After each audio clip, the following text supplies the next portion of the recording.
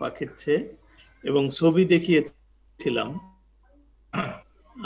যে তার লেগে 2 টোজ আছে, চিকেনে যেখানে 4টি থাকে, চিকেনে 5টিও আছে, সেটি একটি ব্যতিক্রম।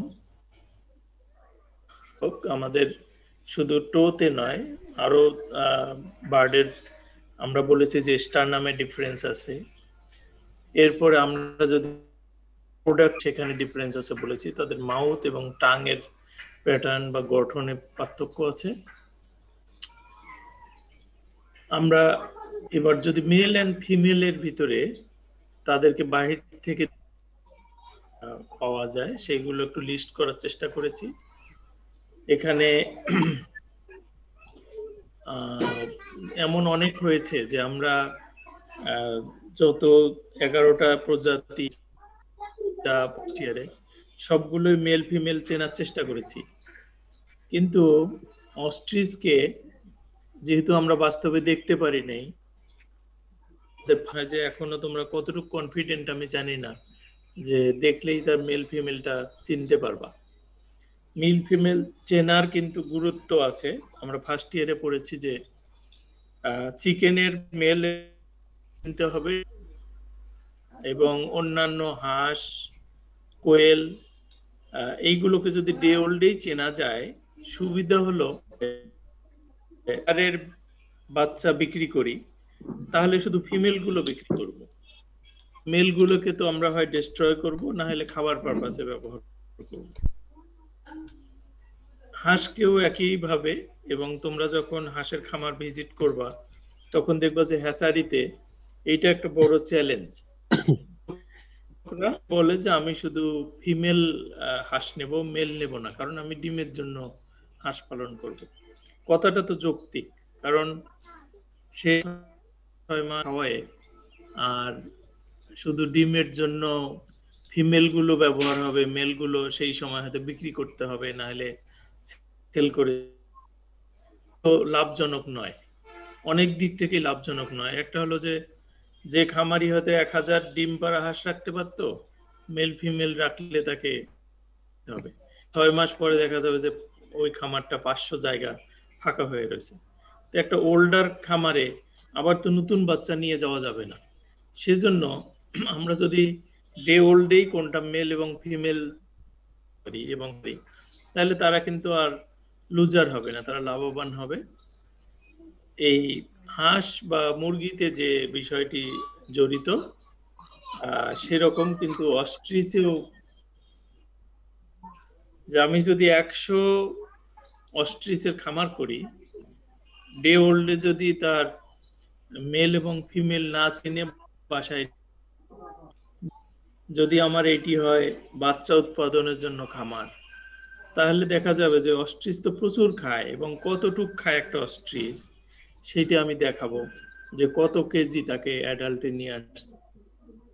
এত খাবার খরচ করে দেখা যাচ্ছে যে 50% মেল হয়ে গেছে, সেইগুলো তো আমার আর ডিম দিচ্ছে না, কাজেই আমার খামারের সাইজটা আমি বড় করতে পারছি না। এই জন্যই আমাদের সেক্স ডিটারমিনেশন, মেল ফিমেল চিহ্নিতকরণ, এটি শুরুতেই করতে হবে। শুরুতে না করতে পারলে, একটু বড় হলে যদি না পারি, অ্যাটলিস্ট যখন তার ম্যাচিউর হয়ে যায় তখন অন্তত করতে হবে। তো তোমরা কি জানো যে একটা প্রজাতি আছে আমাদের পোল্ট্রির হলে এই মেল ফিমেল চেনা বড় দায়, কেউ বলতে পারবা কোনটা সেটা? সিফাত বলতে পারবা? কোয়েল পাখি স্যার, গিনি ফাউল। গিনি ফাউল, কোয়েল পাখিটা কিন্তু আমরা চিনতে পারি, তোমরা জানো, এবং আমরা এখানে প্র্যাকটিক্যালি তোমাদেরকে কি দেখানোর সুযোগ হয়েছে কিনা, আমরা প্র্যাকটিক্যালিও কিন্তু সেটি যে মেল ফিমেল কোয়েলে চেনা যায়। শুধু গিনি ফাউলে কিন্তু বেশ টাফ। গিনি ফাউলে কি দেখে চেনা যায় অ্যাডাল্টে, সিফাত?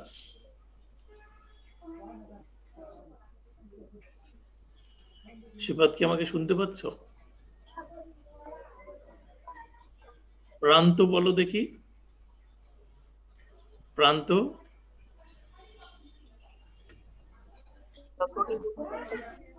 প্রান্ত শুনতে পাচ্ছ? জি স্যার। আচ্ছা, ওকে। মুমু আছো? মুমু, ইশরাত জাহান মুমু।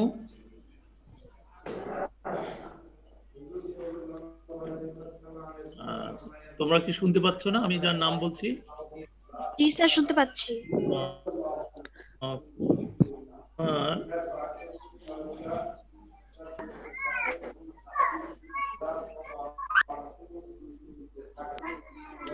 তাহলে আমরা যে কথাটি ফিমেল এটি চিনতে হবে এবং অস্ট্রিচে চিনতে হবে এই কারণে যে অস্ট্রিচে প্রচুর ইনভেস্টমেন্ট, এটি যেন অ্যাডাল্ট খাদ্য সেভ করতে পারবো, আমাদের যে বিজনেসের এক্সপেক্টেড ভলিউম সেটি আমরা ঠিক রাখতে পারবো। এখন কথা হলো যে তার জেন্ডার ডিটারমিনেশন করা যায় এবং কোন বয়সে করা যায়। আমরা এখানে বলার চেষ্টা করেছি, দ্বিতীয় লাইনে দেখো, about 7 to 8 months of age sex can be determined। আসলে যদি ডিটারমাইন করতে চাই তাহলে 7 থেকে 8 মাস লাগে, আর তার আগে যদি করতে চাই তার জেনিটাল অর্গান দেখে করতে হবে। এটি প্র্যাকটিক্যাল দেখে করতে হয়, সেটি প্র্যাকটিক্যালি করতে হবে। এটি সুযোগ আমাদের এই পর্যন্ত সৃষ্টি হয়নি। আমার মনে হয় যে ভবিষ্যতে যদি হয় তাহলে দেখাবো। এরপরে আমরা বলেছি যে number between sex is reached at about 2 years old। Full distinction যেটা 7 থেকে 8 মাসে তোমাকে চেষ্টা করতে হবে, কিছু পলিসি অবলম্বন করতে হবে মেল ফিমেল জানার জন্য। আর 2 বছর বয়সে এই বোঝা, এটা 2 বছর বয়সে কেমনে বোঝা যায় ছবিতে আমরা দেখব। এরপরে যখন অ্যাডাল্ট হয়ে যায় তখন আর একটি টেকনিক আছে, উইং কুইলস। উইং কুইলস বোঝো? যখন পাখা একটা টেনে বা প্লাকিং করবা তার গোড়ায় যে একটা সাদা অংশ দেখবা যে নরম, পাখার একেবারে বেসটা হচ্ছে নরম, একটু তেলতেলে ভাব, ওই জায়গাটার কিন্তু কালার কম বেশি হয়। যদি মেল হয় তাহলে সাদা হয়, আর যদি গ্রে তাহলে ফিমেল হবে। তাহলে এটা একটা খুব সহজ টেকনিক, কিন্তু অল্প বয়সে এটি বোঝা বড় দায়। এই ফেদারগুলো যখন গোড়া দেখলে কিন্তু এটি বোঝা যায়। আচ্ছা, এরপর tail feathers of the male আর হোয়াইট অর ইয়েলোইশ ব্রাউন। ফিমেলের ক্ষেত্রে লাইট অথবা ডার্ক গ্রে। আমরা সেটা দেখবো যে ব্রাউনের মতো কিছুটা দেখা যায় বা গ্রের মতো দেখা যায়। এখানে বলছে যে a castrated cock never acquires scarlet colouration আর the normal black of the male. এর যে একটা ডেকোরেশন হয় তার পিছনের যে এটি গেলে সেটি আর হয় না। আমরা কিন্তু অস্ট্রিচকে ক্যাস্ট্রেশনও করাতে পারি। এটি ক্যাস্ট্রেশন যদি পোল্ট্রিতে করা হয়, ক্যাস্ট্রেশন হয়, তোমরা জানো যে চিকেনেও ক্যাস্ট্রেশন করা যায়, এবং চিকেনে ক্যাস্ট্রেশন করা এটি যে তাদের মুরগির তাদের যে মাংস যেটি সেটি মার্বলিং হয় এবং এটি বারবিকিউ করে খেতে খুব মজা লাগে। এই এটি প্রচলিত ছিল, বর্তমানে নেই। কেন নেই? এটি আসলে অ্যানিমাল ওয়েলফেয়ার গ্রুপ আছে যে তারা এটি অ্যানিমাল ওয়েলফেয়ারের দিকে চিন্তা করে এখন আর কেউ এটি প্র্যাকটিস করে না।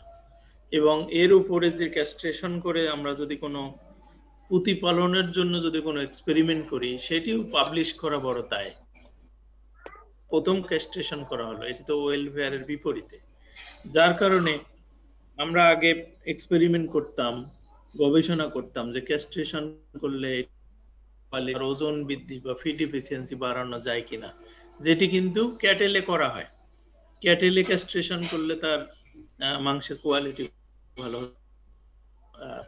গোটে ক্যাস্ট্রেশন করা হয়। ক্যাস্ট্রেশন না করলে তোমরা জানো যে অনেকে পাঠার মাংস তো খাইতেই পারে না এবং এটা একটা ব্যাড স্মেল হয়। গোটের চেয়ে অনেক বড়, 100 থেকে 150 কেজি, মানে একটা গরুর সমান। তা আমরা এখানে কিন্তু ক্যাস্ট্রেশনটা প্র্যাকটিস করতে পারতাম। তা আমি জানি না যে অস্ট্রিচের ক্ষেত্রে যদি আমরা সেটি করি, অ্যানিম্যাল ওয়েলফেয়ার অবশ্য লিটারেচারে এই কেউ অস্ট্রিচ ক্যাস্ট্রেশন করেছে এবং তারা যে ওয়েলফেয়ার গ্রুপে প্রোটেস্ট করেছে এটি পায়নি গ্রুপ, তারা অ্যানিমালের উপরে কোনো ধরনের টর্চার হোক এটি তারা চায় না। তো যার কারণে আমরা এই চ্যাপ্টারটি সম্পর্কে গ্রুপ কম আছে, আমরা এখানে হয়তো প্রতিপালনের জন্য প্র্যাকটিস করতে পারি কিন্তু কোনো পেপার পাবলিশ করা টাফ হবে। Sexual maturity has little effect on bird sexual instincts and it will continue the mating procedure. আমরা যদি তাদের যে হ্যালো স্যার, আপনার কথা বারবার আটকে যাচ্ছে স্যার, ক্লিয়ার আসতেছে না। তাই শোনা স্যার কথা আসতেছে কিন্তু মাঝে মাঝে আপনি আটকে যাচ্ছেন, দুই একটা শব্দ মিসিং হয়ে যাচ্ছে একটু পর পরই। আচ্ছা, তাহলে নেটের হয়তো একটু সমস্যা, এটা আমার আউট অফ কন্ট্রোল। আর কি কোনো নয়েজ হচ্ছে আমার এখান থেকে?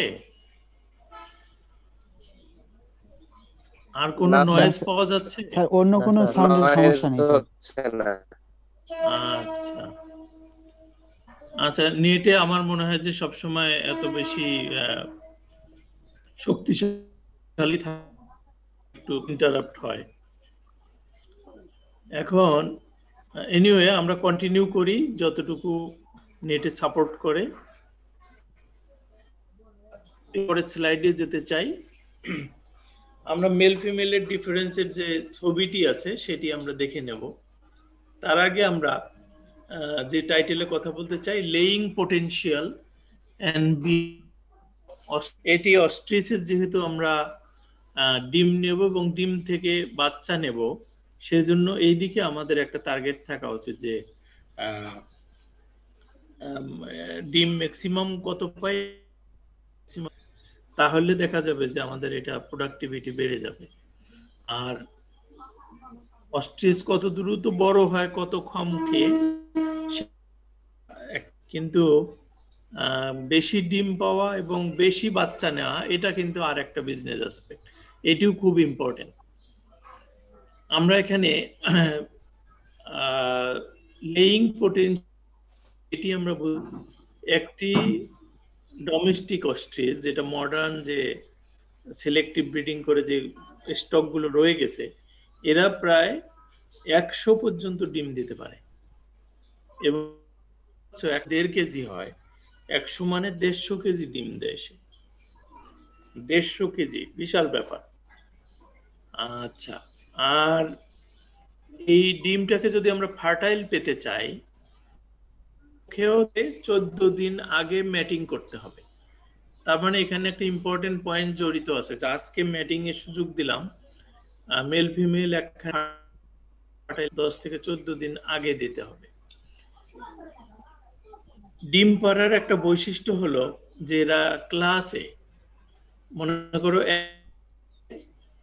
পাড়ার পরে 1 সপ্তাহ ওখানে গ্যাপ দেয়, দিয়ে আবারও হয়তো 5টা 4টা বা 7টা বা 3টা ডিম পারলো, আবার 1 সপ্তাহ গ্যাপ দিয়ে ডিম পারে।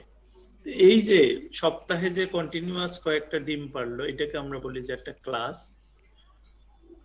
এরকম একটা ক্লাসে 3 ডিম পারে, যে আমরা বিভিন্ন ধরনের জাতগুলো দেখেছি, জাত টু জাত ভেরি করে। আচ্ছা, eggs are laid in communal nest on the ground. তোমরা ট্রিসকে ফার্মে পালন করো, তাদেরকে যদি সেপারেট পেনে রাখো তাহলে তো কথা নেই, তারা একা একটা নেস্টে ডিম পারবে। কিন্তু যদি গ্রুপ, তার মানে কমিউনিটি আকারে একটা নেস্টে অনেকেই ডিম পেড়ে যায়, প্রথম একজন ডিম পারলো, আর একটা বার্ড এসে দেখে যে এইটি বোধহয় ডিম পাড়ার জায়গা। বিহেভিয়ারটা আমরা যদি বেশি ডিম নিতে চাই, তাহলে এই বিহেভিয়ারটাকে তার সাপোর্ট করতে হবে।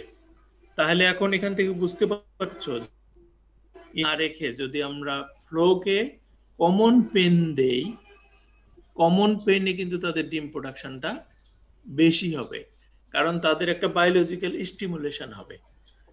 এবং এই যে সে যখন দেখে যে একটা নেস্টে ডিম আছে এবং তারও ডিম পাড়ার বয়স হয়েছে, তখন কিন্তু তার একটা হরমোনাল যে প্রিপারেশন সেটি কিন্তু শুরু হয়ে যায়। এটি তোমরা জানো যে তুমি যদি কোনো, অনেকে আছে রক্ত দেখলে তার মনে করো যে ভয় লাগে বা মাথা গরম হয়ে যায়, অনেকে আছে একটা ভালো জিনিস দেখলে তার মনটা ভালো হয়ে যায়, এটি সবারই হয়। তো এইগুলো কিন্তু হরমোনাল স্টিমুলেশন। এই স্ট্রিম আরেকজন নেস্টে ডিম পেড়েছে, একটি উপযুক্ত হেন তার কিন্তু ডিম পাড়ার জন্য একটা স্টিমুলেশন হয়। তা আমরা এই অস্ট্রিচের যে ডিম পাড়ার ব্যবহার, প্রথম যে ডিম পারবে তাকে আমরা বলবো মেজর হেন, আর তাকে ফলো যে করবে তাকে বলবো আমরা মাইনর হেন। এবং তার হেন তার বাসায় ডিম পেড়ে যায়, এখন এই ডিমের উপরে ধরো আরো 100 হেন এসে ডিম পেড়ে গেল, বাচ্চা ফুটাবে ন্যাচারালি, তখন কিন্তু তার 100 ডিমকে তা দেওয়ার ক্যাপাসিটি নেই। সে হয়তো তার 8টা 10টা ডিমকে, তো মেজর হেনটা এত ক্লেভার এবং ন্যাচারালি তারা এটি ট্রেইনড আপ যে খুঁজে খুঁজে তার ডিমগুলোকে রেখে বাকি ডিমগুলোকে সে সরাই দেয়, দিয়ে তার এই বাচ্চাগুলো ফুটে। এটি একটি খুব ইন্টারেস্টিং বিহেভিয়ার, যার কারণে আমরা যদি কমার্শিয়াল করি তাহলে তো 10-12টা ডিমের বেশি রাখবো না, বেশি এইভাবে অনেকগুলো মেজর হেন আমরা ক্রিয়েট করব। আর ওয়াইল্ড সিস্টেমে যদি হয় সেখানে তো আমাদের কন্ট্রোল নেই।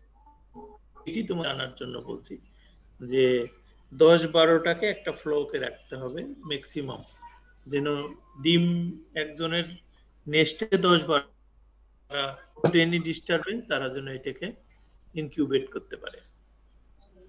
এরপরে আমরা বলছি যে majority of the eggs laid in between 2 to 6 PM। এইরকম সময়টা আমাদের কিন্তু জানতে হবে যে কখন ডিম দেয়, কারণ স্ট্রিচকে খাবার দেব বা তার ঘর পরিষ্কার করব, যত্ন নেব, ভিজিটরকে অ্যালাউ করব কি করব না। এখন 2টা থেকে 6টা পর্যন্ত তাদের কষ্টে যাও। আর হাঁসকে কখন ডিস্টার্ব করা যাবে না, সকালে না বিকালে? কেউ কি জানো? তাবাচ্চুম, মাহফুজে তাবাচ্চুম। স্যার সকালে স্যার সকালে সকালে কোয়েল পাখি সকালে স্যার। কোয়েল পাখি স্যার 11টা তোর ভোরে 12টা 3টা দিকে স্যার, দুপুরে 3টা, 2টা থেকে 3টার মধ্যে। 3টা থেকে 5টার মধ্যে আমরা দিতে বলি। হ্যাঁ 3টা থেকে 5টা। কোয়েল পাখিকে আমরা 3টা থেকে 5টার মধ্যে দিতে বলি। আমি কিন্তু কিন্তু আছো মাহফুজা তাবাচ্চুম?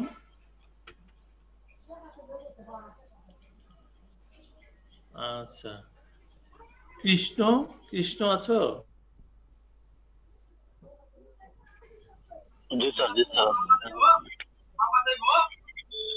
বাপন সরকার আছো? আছি স্যার। ওকে, গুড। আমরা আবার মিউট করে দিলাম। জি স্যার। আমরা যে লেইং বিহেভিয়ার গুলো বললাম এইগুলো জাস্ট জিস্ট পয়েন্ট। আর একটি আমরা যদি পাই একটা মেলের বিপরীতে 2 থেকে 4টি ফিমেল দিতে পারবো, এর বেশি না। ইয়েস স্যার, একটা স্যার প্রবলেম ছিল, এই যে মেজর হ্যানের যে ক্রিয়েট করব কমার্শিয়ালি ওটা স্যার ক্লিয়ার না। আর স্যার কোন একটা ফ্লকে কি মেজর হ্যান সব সময় মানে একটাই হবে? না, একটি হবে বলতে কি আসলে কোনটা মেজর হেন হবে তুমি এটা আইডেন্টিফাই তুমি করে দিতে পারবা না। তুমি 10টা একটা গ্রুপ করবা, সেখানে যে প্রথম ডিম পারবে সেই মেজর হেন। এখন এটা 1 নম্বর বার্ড 2 নম্বর বার্ড, এটা প্রথম ডিম পারবে এটি আসলে সে রেসপন্সিবিলিটি নিয়ে ওই নেস্টের মালিক মনে করে এবং ওই ডিমের মালিক মনে করে, এবং ওর যে বাচ্চা ফোটাবে পর্যন্ত থাকে। আর দ্বিতীয় যে হেনটি ওখানে গিয়ে ডিম পারবে ওর তো কষ্ট কম, ও নেস্ট বানাবে না, ওর দরদ কম, ও জাস্ট বেড়ে দেবে। মূলত আসলে মেজর হেন এবং মাইনর হেন কথাটা এখানে অ্যাপ্লিকেবল। ক্লিয়ার? স্যার স্যার বলছিলাম যে আমি যে গ্রুপটা করে দিব ওখানে যে মেজর হ্যান্ডটা হবে ওই মেজর হ্যান্ডটা কি সবসময় মেজর থাকবে কিনা, মানে ও পরবর্তীতে যখন একেবারে না, পরের ব্যাচে প্রথম একটা ব্যাচে যখন ডিম পারবে তখন কিন্তু সে বাচ্চা ফুটানো পর্যন্ত সে মেজর হেন। পরের যে সিজন আসবে সেই সিজনে সে মেজর হেন থাকবে কিনা এটি কোনো বলা যাবে না। যে প্রথম ডিম পারবে এটি বার্ড টু বার্ড ভেরি করে, তাদের হয়তো উপরে এই বছর একটি হেন হয়তো 10 দিন আগে ডিমে আসছে, সেটি হয়তো কোনো কারণে অসুস্থ ছিল পরের বছর অথবা নিউট্রিশন ভালো পায়নি, কারণে সে ডিম দেওয়া পিছিয়ে যেতে পারে। যার কারণে ইয়ার টু ইয়ার, ইয়ার আফটার ইয়ার এই মেজর হেনের কনসেপ্টটা মানে এটা ফিক্সড না যে একটা বার্ডই হবে, এটা যে যখন প্রথম ডিম পারবে সেই মেজর হেন। জি স্যার ক্লিয়ার আছে। আমরা তাহলে নেক্সট স্লাইডে যাচ্ছি। নেক্সট স্লাইডে ইনকিউবেশন এন্ড হ্যাচিং। তোমরা এটি যে 40 থেকে 42 দিন আমরা ইনকিউবেশন পিরিয়ড বলি, তবে একটা শব্দ বললে 42 দিনেই বলি। এবং এদের হ্যাচিং সাকসেস, যে তোমার যদি সব ব্যবস্থাপনা ঠিক থাকে 100-র ভিতরে 100ই বাচ্চা ফুটে বের হতে পারে। আর এদের চিকেনে যেরকম আমরা হ্যাচিং পিরিয়ড এবং সেটিং এর সময়, অস্ট্রিচেও কিন্তু হ্যাচিং পিরিয়ড এবং সেটিং পিরিয়ড আছে। এদের হ্যাচিং এর জন্য যে টেম্পারেচারটা দেই সেটি আমরা 38 থেকে 39 ডিগ্রি সেলসিয়াস দেই, আর চেয়ে একটু কম মানে 0.7 থেকে 1 ডিগ্রি সেলসিয়াস কমায় দেই শেষের 4 দিন। এই শেষের 4 দিন আমরা হ্যাচিং, প্রথমটা হচ্ছে সেটিং পিরিয়ড আর পরের 4 দিন হচ্ছে হ্যাচিং পিরিয়ড। তো সেটিং পিরিয়ডটা তাহলে 38 থেকে 38 দিন। যদি টেম্পারেচার বেশি থাকে তাহলে কিন্তু একটু তোমার কোনো কারণে যদি দেখা যায় যে আমরা টেম্পারেচার 40 পেয়েছি, তখন কিন্তু 40 দিনেই বাচ্চা ফুটে বের হওয়ার সম্ভাবনা আছে বা 41 দিন। আর যদি কন্টিনিউয়াস টেম্পারেচারটা 38 তোমার মেইনটেইন হয় কোনো কারণে, মেশিনের কারণে, তখন কিন্তু লাগতে পারে, মানে সেটাও হইতে পারে। টেম্পারেচার লো হলে টাইম বেশি লাগে, এটি তো ওরিড হওয়ার কিছু নেই। তবে আইডিয়াল যে টেম্পারেচার 38.5 এটি যদি মেইনটেইন করো তাহলে 42 দিনের পর যাবে না। রিলেটিভ হিউমিডিটি 15 থেকে 25% আমরা রাখি। এখানে অন্যান্য পাখিতে দেখবা যে 55 থেকে 60% রিলেটিভ হিউমিডিটি। এটার একটা কারণ হলো অস্ট্রিচের ডিমের খোসা কিন্তু বেশ ভারী। এখান থেকে পানির যে লিকেজটা ইনকিউবেশন পিরিয়ডে এত সহজে হয় না। তোমার চিকেনে যে তার যে পুয়োর থাকে সেখান থেকে কিন্তু ডিম এমনিতে নর্মাল টেম্পারেচার রাখলেও পানি লস হয়, যার কারণে ওখানে আমরা কিন্তু হিউমিডিটিটা বেশি দেই যাতে এনভায়রনমেন্ট পানির ডিমটা ড্রাই আপ না হয়। তো অস্ট্রিচে সেই সম্ভাবনাটা একটু কম, যেহেতু তাদের শেলটা very thick, shell membrane thick. এরপর turning should be carried out at least 3 times a day. এটি খুব ইম্পর্টেন্ট, তোমরা হ্যাচারিতে পড়েছো যে টার্নিং চিকেনে করতে হয় 1.5 থেকে 2 ঘন্টা পর পর, কিন্তু কমার্শিয়াল এটা at least 3 times a day দেব। 2 আওয়ারলি 3 আওয়ারলি দিলেও নো প্রবলেম।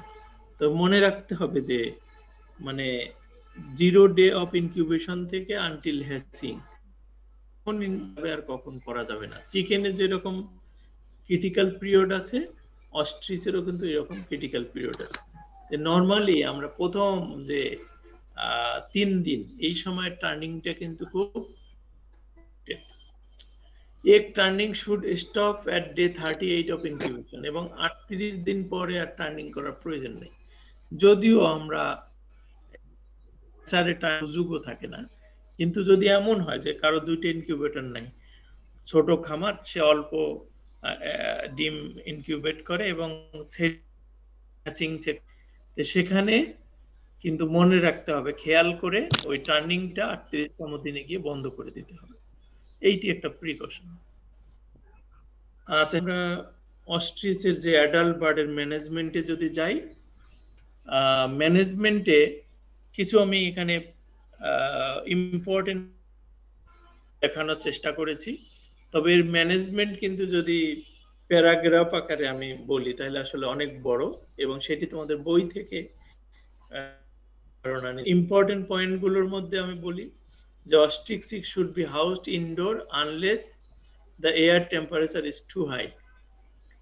তোমার যে সেইগুলোকে আমরা ব্রুডিং যেরকম চিকেনকে করি, এদেরকেও কিন্তু ব্রুডিং করতে হবে। একদম বাচ্চা ফুটে বের করে দিয়ে দিলাম, বাচ্চার সাইজ মোটামুটি বড় থাকে, তাহলে কিন্তু তারা বাঁচবে না এবং মর্টালিটি বেশি হবে। সেজন্য বাহিরের যে টেম্পারেচার তাদের অপটিমাম হয়ে, আর আমরা তাদেরকে যে ইনকিউবেট ব্রুডিং করব সেই ব্রুডিং এর 33 থেকে 34 ডিগ্রি টেম্পারেচার তোমরা জানো যে এইটা, এবং 20 থেকে 21 ডিগ্রি টেম্পারেচার হলে কিন্তু আমরা চিকেন গুলোকে প্রকৃতিতে ছাড়তে পারি। সিমিলারলি 28 থেকে হলে আমরা বলি যে প্রকৃতিতে ছাড়ার মতো অবস্থায় এসেছে। আর যদি দেখা যায় যে বয়স 6 মাস হয়েছে, তারপরেও তোমার বাহিরে ঠান্ডা 20 টেম্পারেচার হয়, কি আমরা ব্রুডিং করতেই থাকবো? না, তখন করতে থাকবো না। কারণ এদের ব্রুডিংটা আমরা তখনই করব, ততদিন করব যে পাওয়ার আছে একটা, যে বডি টেম্পারেচার রেগুলেট করার একটা পাওয়ার আছে, এই পাওয়ারটা যতদিন ডেভেলপ না করছে ততদিন কিন্তু আমরা আর্টিফিশিয়াল হিট দিয়ে তাদেরকে রাখবো। আর পরে যাবে মোটামুটি 1 মাসের পরে, তখন কিন্তু বাহিরে ঠান্ডা টেম্পারেচার থাকলেও ছেড়ে দিলে তারা তাদের নিজেদেরকে প্রোটেক্ট করতে পারবে। কিন্তু দীর্ঘ সময় যদি আমি কোল্ডের ভিতরে রাখি, তাহলে আমরা যেরকম মানুষ আছি, আমরা তো কোল্ড প্রোটেক্ট করে বেঁচে থাকতে, কিন্তু একদিন যদি দীর্ঘ সময় আমি বরফের উপরে রাখি, আমি তো আর প্রোটেক্ট করতে পারবো না, আমার একটা লিমিট পর্যন্ত আমি পারবো। তো সেজন্য ঠান্ডা ডিফিকাল্ট, তারপরেও যদি আমরা মোটামুটি 18 ডিগ্রি 15 ডিগ্রি 20 ডিগ্রি এইরকম জায়গায় চাই, যেখানে সিজনাল ভেরিয়েশন আছে, যেমন আমাদের দেশে একটা সময় আছে যে শীতকালে অনেক টেম্পারেচার কম, তাহলে কি তখন আমরা সব অস্ট্রিচ বিক্রি করে দেব না? তাহলে কি করব আমরা? অন্যান্য গবাদি পশুকে অস্ট্রিচের ঘরেও কিন্তু অ্যাডাল্ট হলে এরকম টেম্পারেচারটা মেইনটেইন করার একটা চিন্তা রাখতে হবে। তবে অস্ট্রিচের সুবিধা হলো মুরগিকে যেরকম আমরা হাউস পালন করি, যে তাদের কি বলবো যে এক্সস্ট ফ্যান দিয়ে, অস্ট্রিচকে কিন্তু এই জিনিসগুলো লাগবে না। অস্ট্রিচ বেশ হার্ডি, আমাদের হাই রেঞ্জ সেটি ভালো মতো টলারেট করতে পারবে। শুধুমাত্র শীতকালের যে এক্সট্রিম যে সময়টা থাকে, সেই সময়টি তাদের আমাদেরকে হয়তো একটু হিটিং এর ব্যবস্থা রাখতে হবে ঘরের ভিতরে, যে তার প্রোটেকশন চিলিং যাতে না হয় সেটি ভালো মতো রাখতে হবে।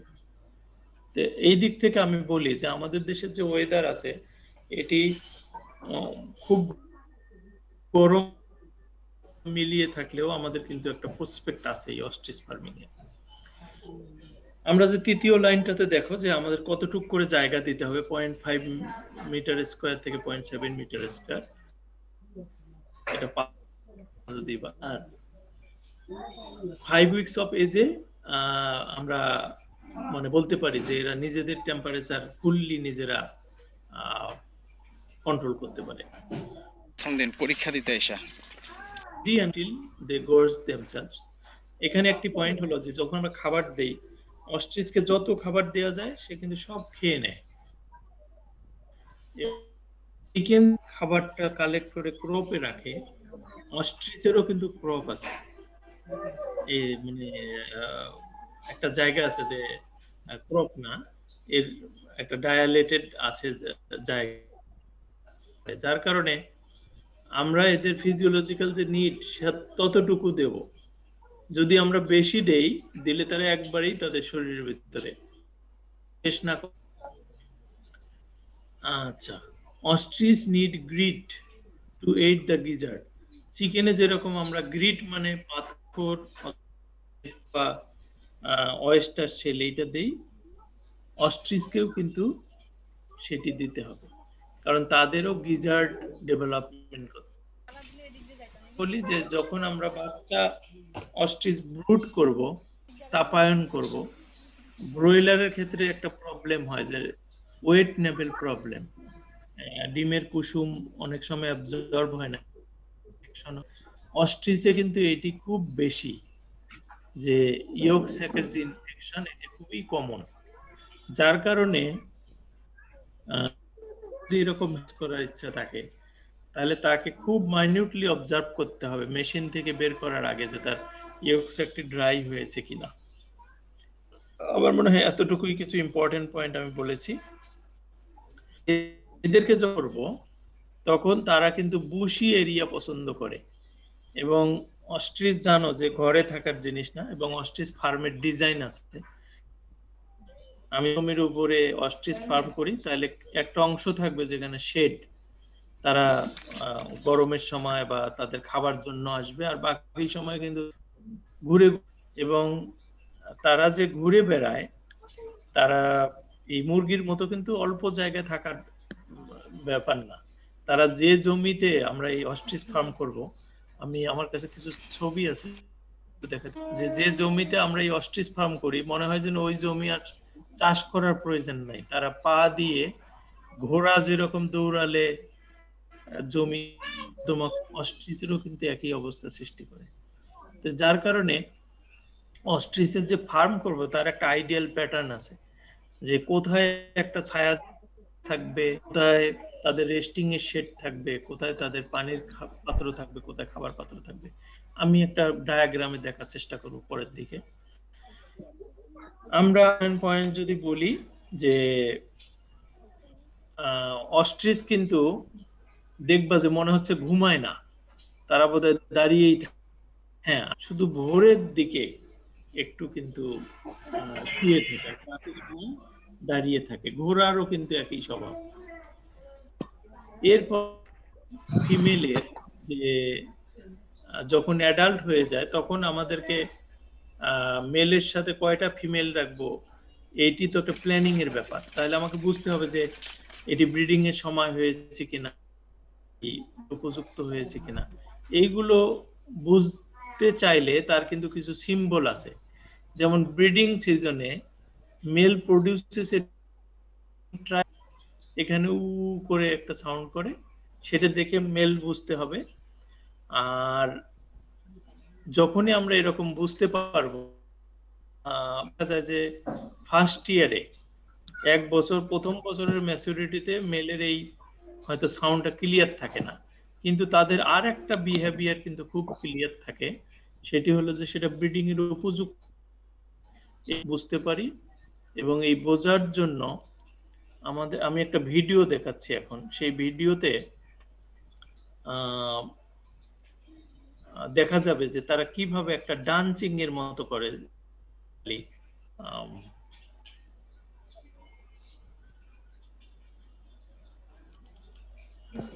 এখানে দেখো,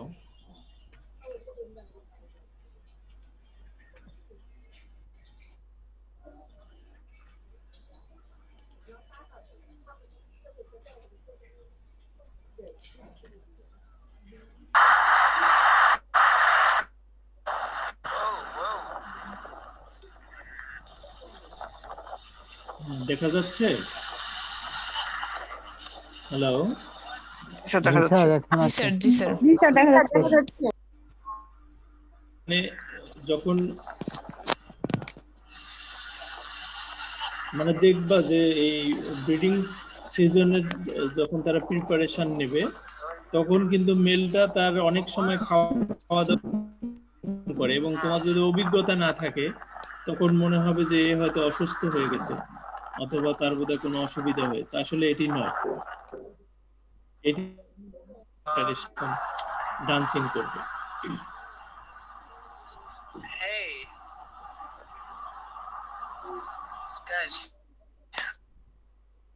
দেখাচ্ছি যে তার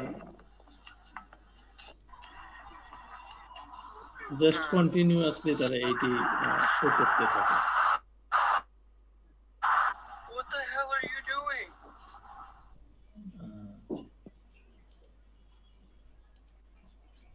তাহলে আমরা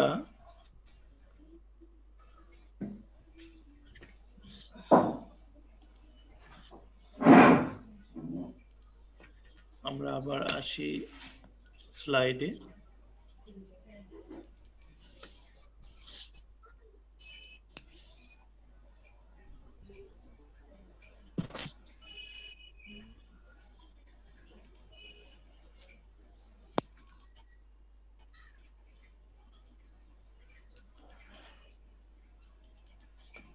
ওকে, আমরা ফিরে আসছি স্লাইড শেয়ারে।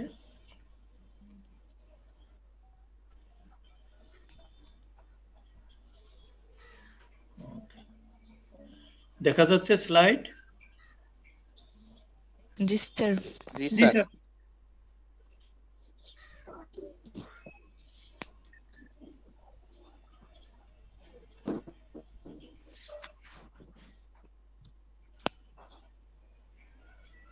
আমরা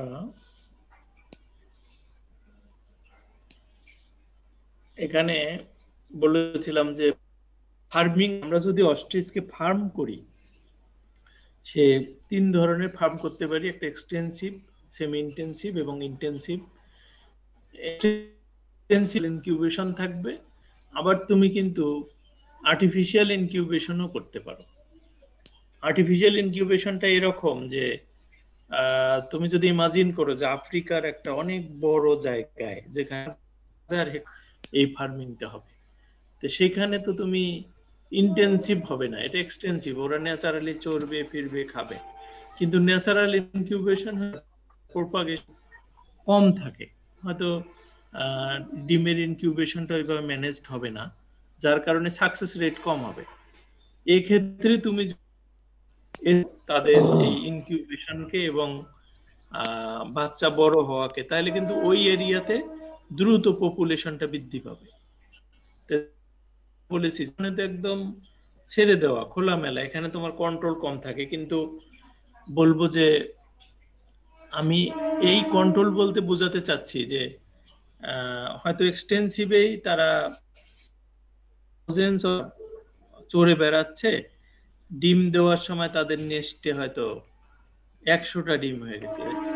ওই 100টা ডিম তো অস্ট্রিচ মেজর হেন যেটা সেটা নিজে ফেলে দেবে, কিন্তু ফার্মের ক্ষতি হয়ে গেল। এই জন্য তুমি অ্যাসিস্ট করবা ও যেন না ফেলে, তুমি নিজেই দেখে দেখে 10টা 12টা ডিম রেখে সব, তাহলে দেখা যাবে যে তোমার কোনো ডিম নষ্ট হলো না, প্রোডাক্টিভিটি বেড়ে গেল।